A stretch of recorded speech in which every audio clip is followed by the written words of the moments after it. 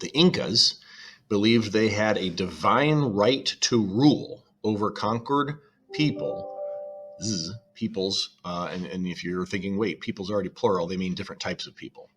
Over conquered peoples, as in their mythology, they were brought into existence at Tiwanaku by the sun god Inti. Now remember, this is not all that uncommon. They believed they had a divine right to rule over conquered people. Guess who else had that idea? That's right. The Spanish came in thinking the exact same thing. They were given a divine right to rule over the Incas. So, it's one of those what comes around goes around type things, I guess. I don't know. As a consequence, they regarded themselves as the chosen few, the children of the sun. And the Inca ruler was Inti's representative and embodiment on earth.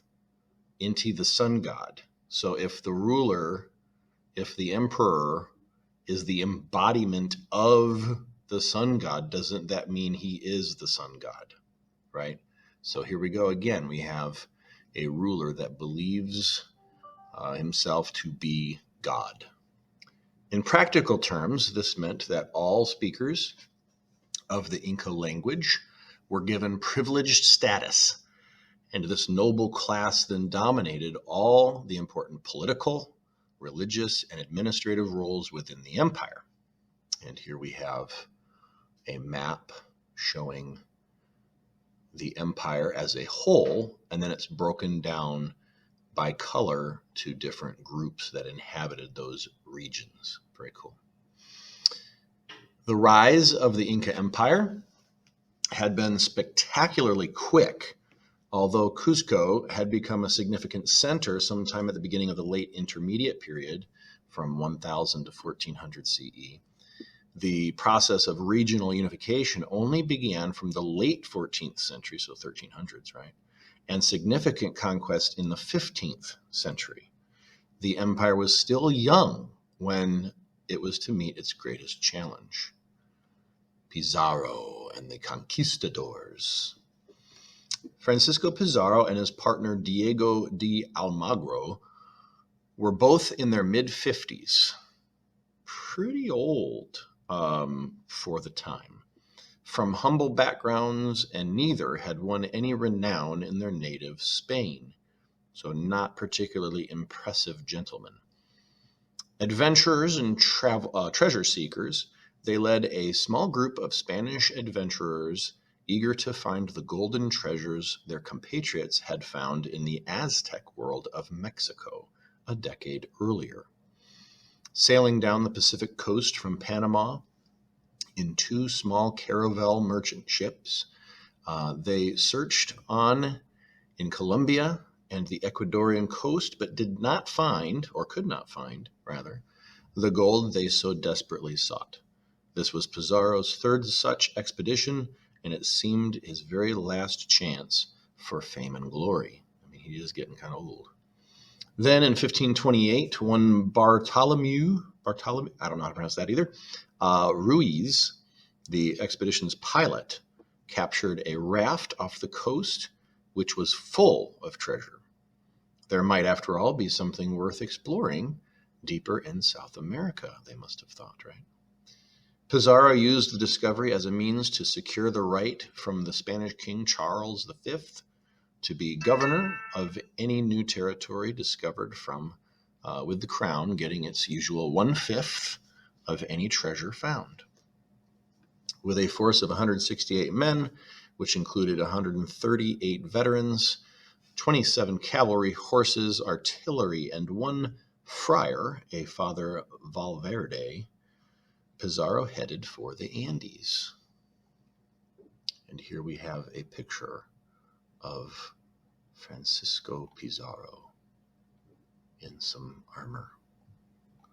Nice beard. In 1531, making a slow and careful progress, he reached and conquered Coquille, I don't know how to pronounce that, on the Ecuadorian coast and waited for reinforcements.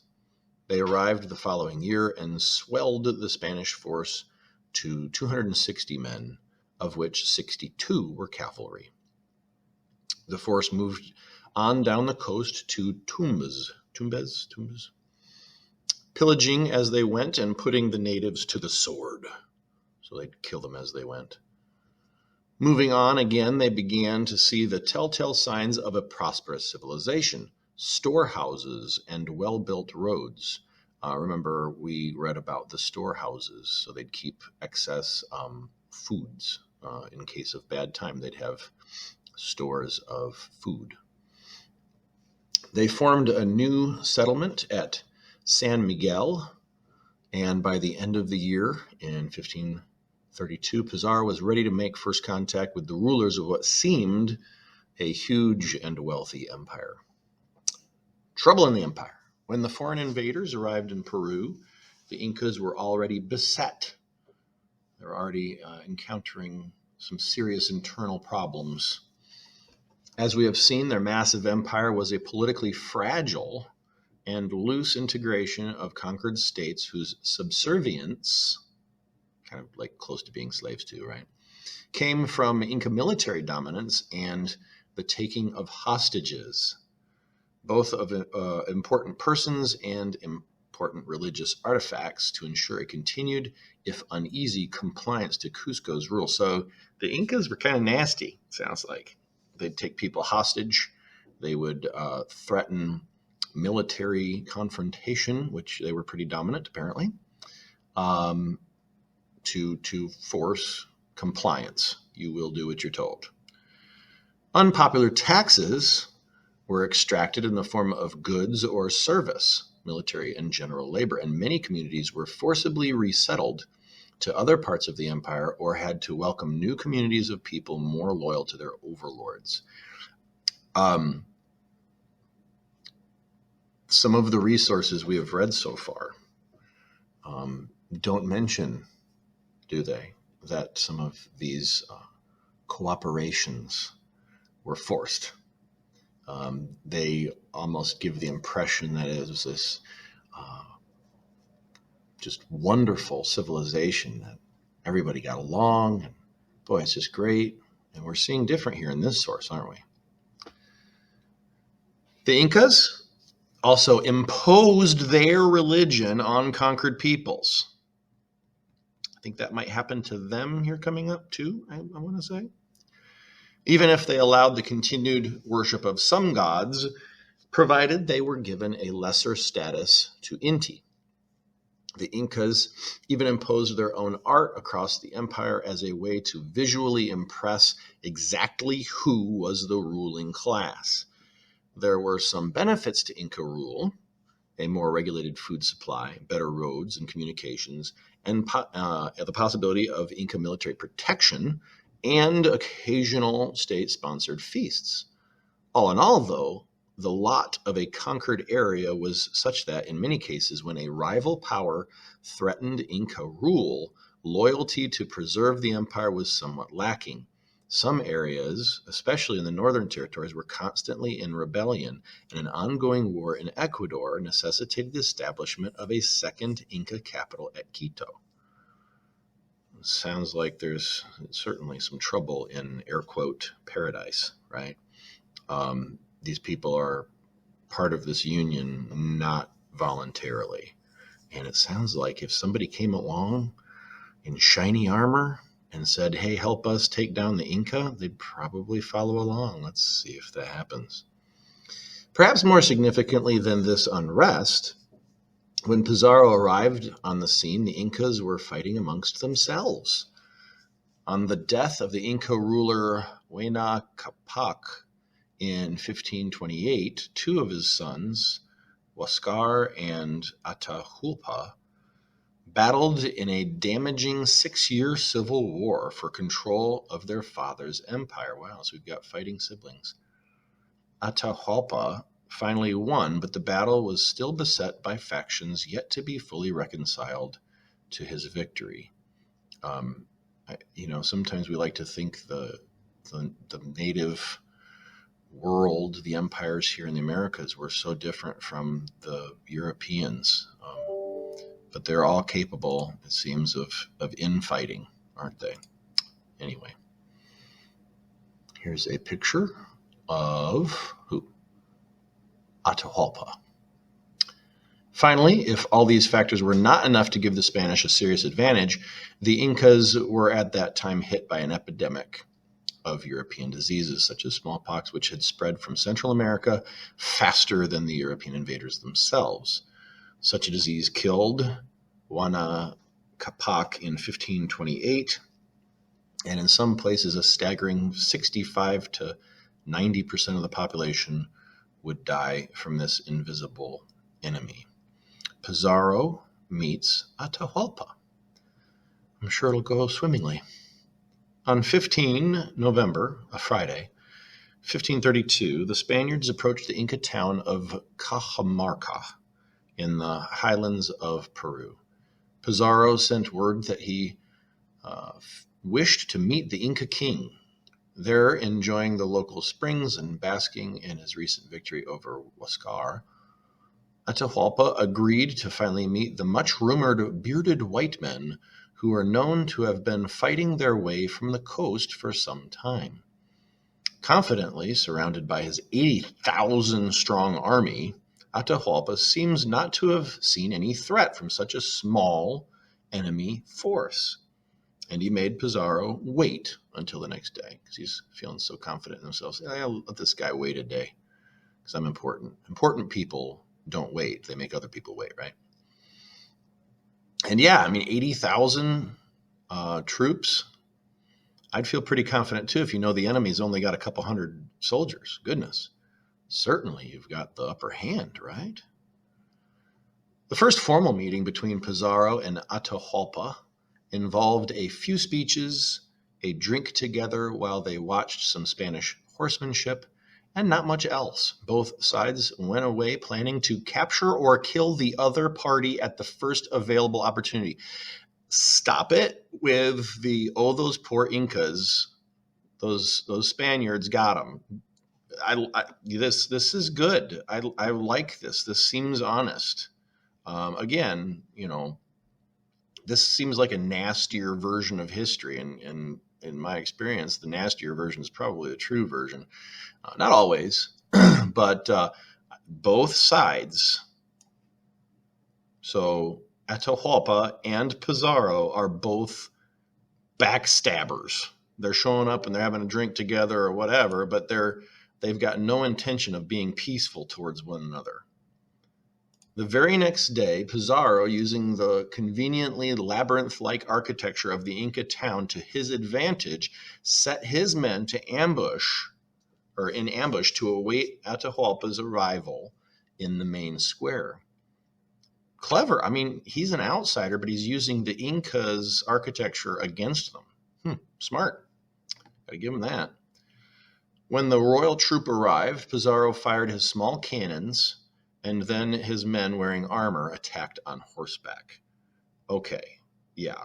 In the ensuing battle, where firearms were mismatched against spears, arrows, slings, and clubs, 7,000 Incas were killed against no Spanish losses. Atahualpa was hit a blow on the head and captured. Imagine, I mean, these people have never experienced gunpowder explosions before. So you've got small cannons are kind of the shock and awe of the day, more than how we used it in the in our invasions in the Middle East or whatever. But shock and awe for sure. Steel armor, swords, and so vastly technologically superior. Not to say that the natives were defenseless, but it is lopsided, to say the least. Atahualpa's ransom and death, either held for ransom by Pizarro or even offering a ransom himself, Atahualpa's his safe return to his people was promised if a room measuring 6.2 by 4.8 meters were filled with all the treasures the Inca could provide, up to a height of 2.5 meters. All right, here we go with metric system and us Americans, right? So, well, 2.5 meters would be like what, 7, 8 feet, something like that. So you're talking like the average room height. For a lot of homes in the U.S., you got 8-foot ceilings, probably 7 feet up. Like the tops of the doorways can be filled, and 6.2, 4.8 meters. I mean, that's a small bedroom. Yeah, that's ridiculous. That's a lot of riches. This was done, and the chamber was piled high with gold objects from jewelry to idols. The room was then filled twice again with silver objects. The whole task took 8 months to accrue or assemble all of these riches. And the value today of the accumulated treasures would have been well over $50 million. Meanwhile, Atahualpa continued to run his empire from captivity.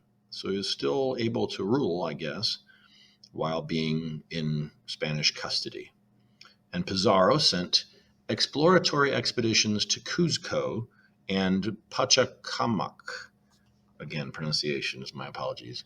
While he awaited reinforcements from Panama, enticed by sending a quantity of gold to hint at the wealth on offer. Then, having got his ransom, the writing style, okay, Pizarro summarily tried and executed Atahualpa anyway. So it was a show trial on 26th of July, 1533. So they killed the guy anyway, even after he'd done everything they asked him to. The Inca king was originally sentenced to death by burning at the stake, but after the monarch agreed to be baptized, this was commuted to death by strangulation.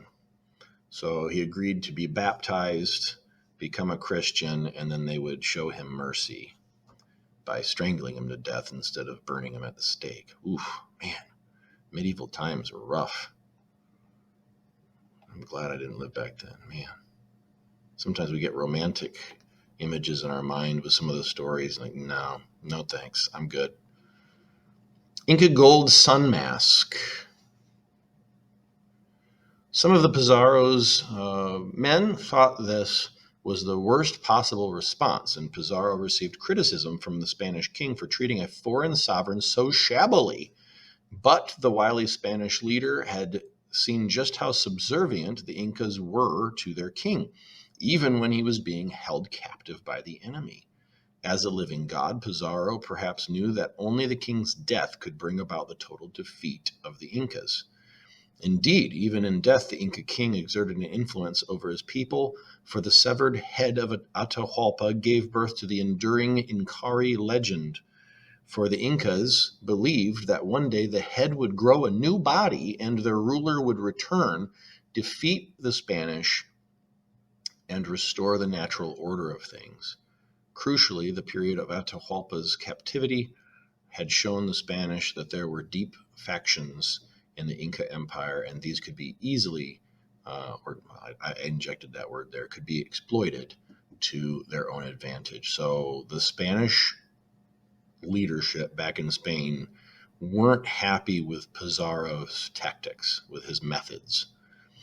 On the other hand, it's hard to argue with the results. So for a greedy man, he was getting results, wasn't he? The fall of Cuzco. Having cut off the snake's head, so to speak, the Spanish then set about conquering Cuzco with its vast golden treasures, which were reported by Hernando Pizarro following his reconnaissance expedition there. After that, they could deal with the rest of the empire. The first battle was with troops loyal to Atahualpa near Hatun Zoc. X's, I don't know. Zoxo, I don't know, or Zoxa. But I get hung up on words sometimes. Just move on. But the Spaniards were helped by the local population, delighted to see the back of the Incas. So they're happy to see the Incas go.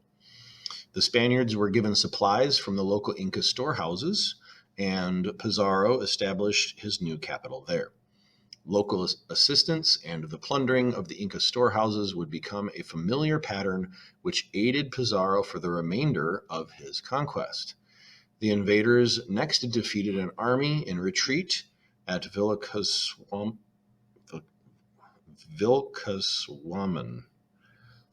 but did not have everything their own way, and even suffered a military defeat when an advance force was attacked by surprise on their way to Cuzco. The next day, the Old World visitors resumed their unstoppable march, though, and swept all before them. A brief resistance at Cuzco was overcome, and the city fell into Pizarro's hands with a whimper on 15th November 1533. The treasures of the city and the golden wonders of the Caracancha temple were ruthlessly stripped and melted down. Some ruins. Pizarro's first attempt to install a puppet ruler, Thupa the younger brother of Huascar, failed to restore any sort of political order, and he soon died of an illness. A second puppet ruler was installed, Manco Inca, another son of Huayna Capac. While he ensured the state did not collapse from within, Pizarro and his men left to pacify the rest of the empire and see what other treasures they could find. Conquering the empire. All right, we're back after a brief intermission. Conquering the empire. The Spanish were severely tested in the northern territories, where armies led by Rumanawi and Quizquiz held out. By the way, some students, yes, they made fun of my wonderful ability to pronounce names. But these two capitulated, gave up, from internal strife, and their leaders were killed. The Europeans' relentless conquest could not be answered.